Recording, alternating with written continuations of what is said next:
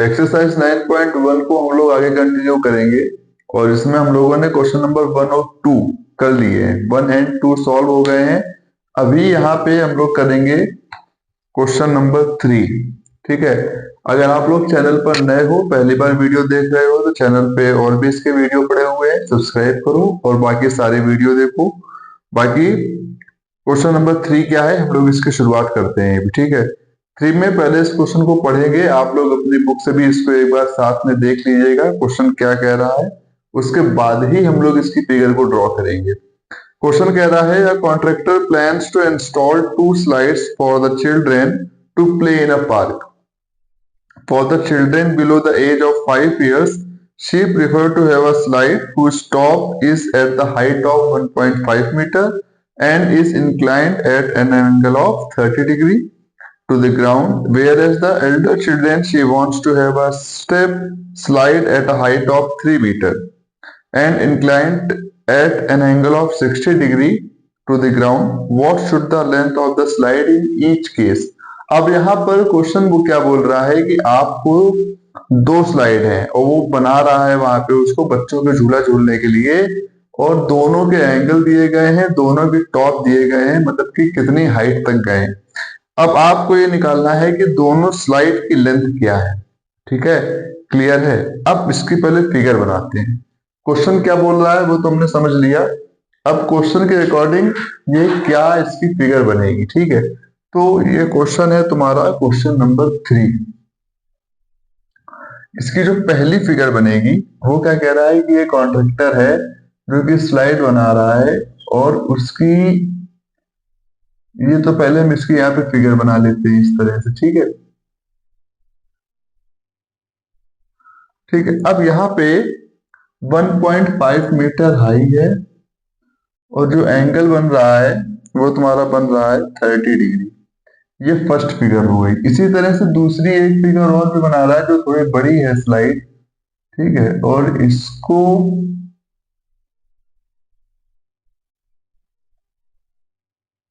इसकी जो हाइट है वो तुम्हारी है 3 मीटर और जो एंगल यहाँ पे बना रहा है वो बना रहा है 60 डिग्री।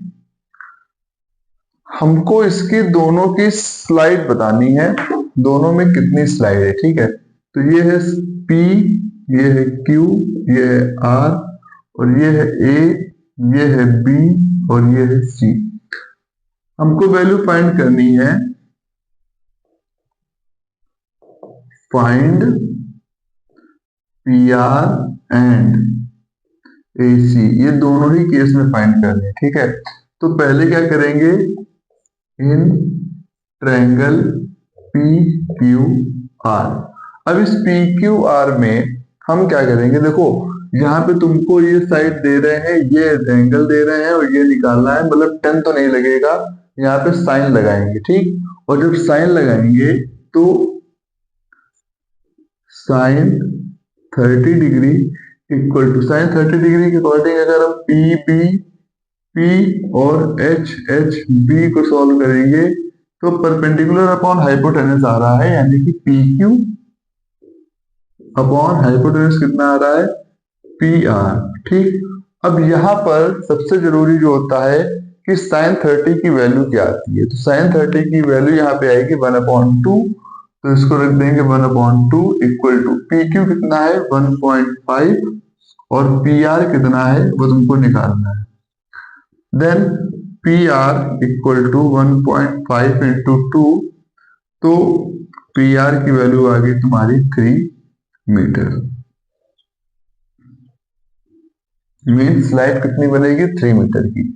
अब हमें इस ट्रायंगल का तो काम हो गया है, अब हमें इसको फाइंड करना है। उसके लिए क्या करेंगे, इन ट्रायंगल ABC, अब हम यहाँ पे ABC ले लेंगे, यहाँ पर PQR लिया था, यहाँ पर भी यही करेंगे, sine 60 equal to AB upon AC कर देंगे, और जो साइन अगर हमने 30 की वैल्यू रखी है तो साइन 60 की भी वैल्यू रखेंगे, और साइन 60 की वैल्यू क्या होती है √3/2, तो यहाँ रखेंगे √3/2। AB की वैल्यू हो जाएगी 3 और AC की वैल्यू हमें निकालनी है।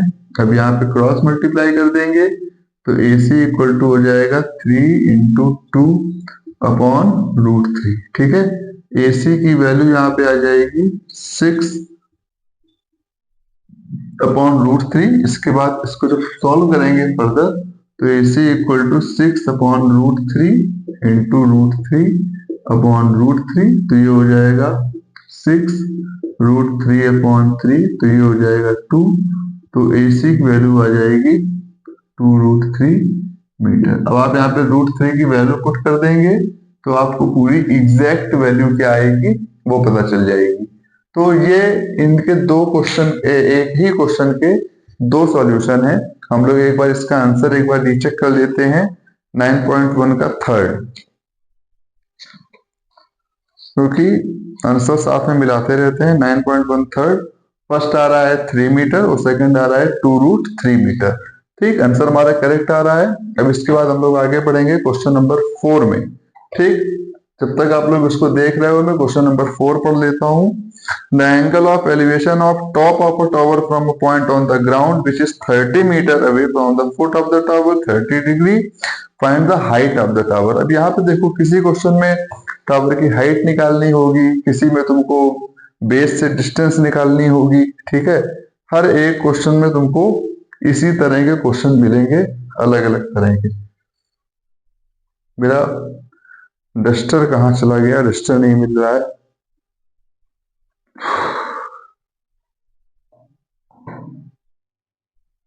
लो, डस्टर ही गायब हो गया है। तो डस्टर नहीं मिल रहा है तो बोर्ड कैसे साफ करेंगे, ये भी एक बात है। ठीक है, अभी के लिए इतने रखते हैं, डस्टर मिलेगा तो अगली क्लास करेंगे। अभी फिलहाल आप लोग इसको समझिए और इसके बाद हम लोग अगली क्लास करेंगे। उसमें क्वेश्चन नंबर 4 जो है और 5 को भी समझेंगे। मैंने शायद बोर्ड साफ करके डस्टर के रख दिया है।